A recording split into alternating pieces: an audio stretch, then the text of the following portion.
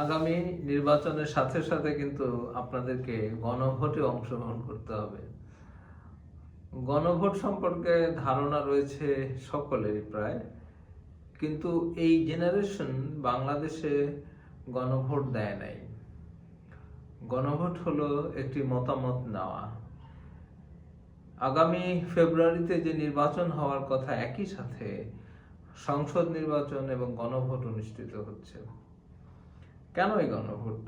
গণভোট হচ্ছে যে এই যে অন্তর্বর্তীকালীন সরকার যে পদক্ষেপগুলো নিয়েছে, সেটির আপনারা পক্ষে আছেন না বিপক্ষে আছেন। জুলাই বিপ্লবের ফলে যে পরিবর্তন হয়েছে, এই পরিবর্তনটাকে বৈধতা দেওয়ার জন্যই এই গণভোট। এটি যারা সংবিধান বিশেষজ্ঞ তারা মনে করেছেন যে এই গণভোটটি দরকার রয়েছে। যারা সংবিধান নিয়ে কাজ করেন, যারা রাষ্ট্রীয় আইন নিয়ে কাজ করেন, সাংবিধানিক শাসনতান্ত্রিক কাঠামো নিয়ে যে কাজ করেন, তাদের মতে একটি গণভোট যদি হয় এবং তার পক্ষে অর্থাৎ সংস্কার এবং এই বিপ্লবের পক্ষে যদি জনমত আসে, তবেই এটি বৈধতা পেল বলে আমরা মনে করব। কিন্তু আমার মত হচ্ছে এই গণভোটের প্রয়োজন ছিল না। এই কারণেই ছিল না, যদি জুলাই আন্দোলন অভ্যুত্থানকে আমরা একটি বিপ্লব হিসেবে দেখতাম, তাহলে গণভোটের কোনো প্রয়োজন ছিল না।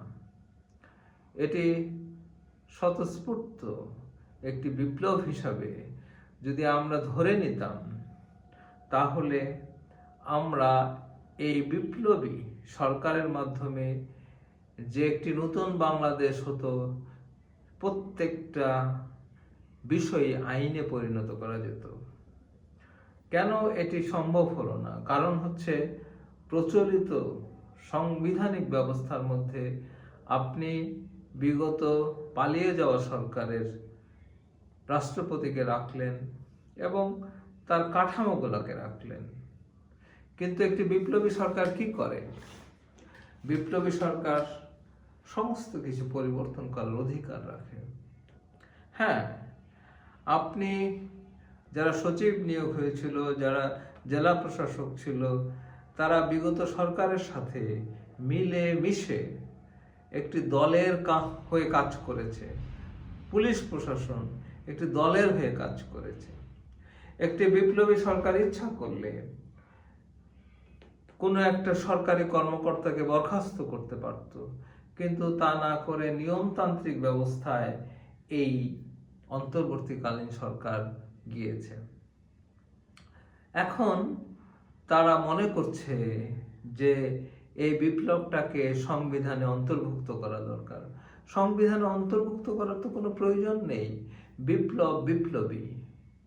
বিপ্লবী সরকার নিজেরাই সংবিধান তৈরি করবে। বিপ্লবী সরকার নিজেরাই মূল্যায়ন করবে। আগের যে জাতীয় সঙ্গীত ছিল সেটি থাকবে কি থাকবে না তারা নির্ধারণ করবে। আগের যে সংবিধান ছিল সেটি থাকবে কি থাকবে না তারা নির্ধারণ করবে। আগের যে সরকারি কাঠামো ছিল সেই কাঠামো পরিবর্তন করবে কি করবে না সেটি তাদের সিদ্ধান্ত নেওয়ার কথা ছিল। কিন্তু আমরা যদি তাই করি, তাহলে অর্ধেক কাজ কেন করলাম?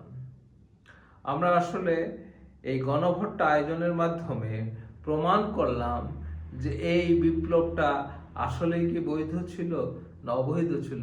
একটি দ্বিধাদ্বন্দ্বের মধ্যে জাতিকে আমরা ফেলে দিলাম। প্রায় 20 বছর। কারণ হচ্ছে যে শেখ হাসিনা সরকার 3 বার নির্বাচনে জিতেছেন এবং তার আগে আপনারা জানেন যে 2 বছর সামরিক সরকার দেশ চালিয়েছে। বাংলাদেশের রাজনৈতিক দলগুলো 20 বছর যাবৎ তারা প্রায় ক্ষমতা শূন্য এবং তাদের কোনো কর্মকাণ্ড শূন্য।